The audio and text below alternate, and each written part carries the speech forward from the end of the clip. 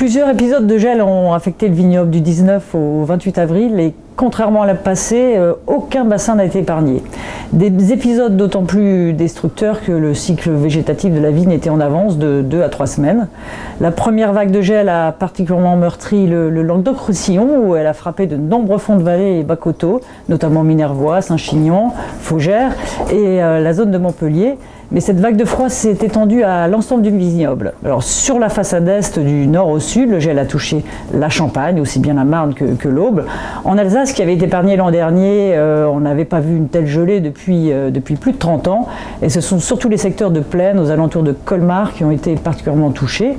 Des dégâts également dans le Jura, alors qu'en Bourgogne, c'est encore Chablis qui a souffert, mais aussi les Côtes de Beaune et le Châtillonnais.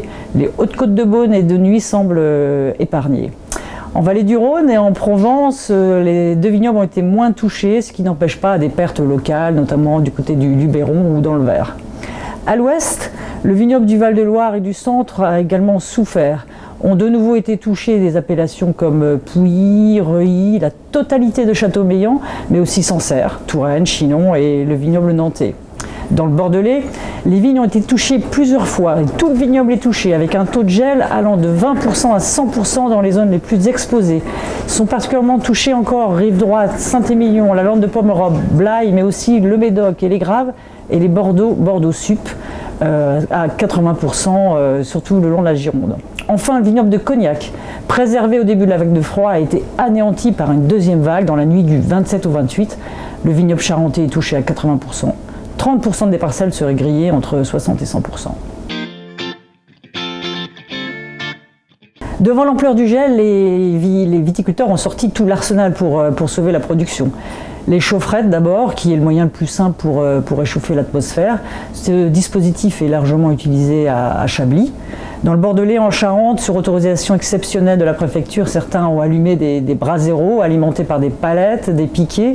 Certains tonneliers ont même affrété des camions pour aider les vignerons et leur amener des chutes de bois. D'autres ont utilisé les tours antigènes. Une fois déclenchés, ces tours brassent l'air pour ramener au sol l'air qui est plus chaud. Ce dispositif est notamment utilisé dans le Val-de-Loire. Autre technique, celle de l'aspersion d'eau d'abord, qui permet de protéger les bourgeons par un enrobage glacé autour de 0 degré, ou une pulvérisation de produits mélangeant du sucre et de la paraffine. Enfin, les vignobles de Montlouis-sur-Loire, mais aussi de Cognac, ont utilisé pour la première fois cette année des hélicoptères qui, en tournant sur les parcelles, rabattent au sol l'air chaud. Enfin, il est trop tôt pour juger de l'efficacité de ces différents systèmes, mais tous ont un coût qui limite bien sûr leur utilisation.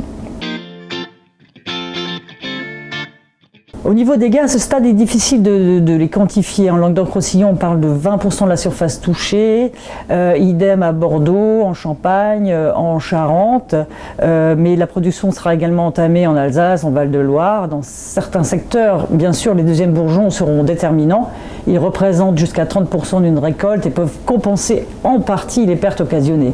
Mais malheureusement, nous sommes qu'au début de la saison. Après le chêne, on peut encore redouter la grêle, la sécheresse, comme l'an passé, et il y a de fortes chances effectivement que la vendange 2017 soit une nouvelle fois faible.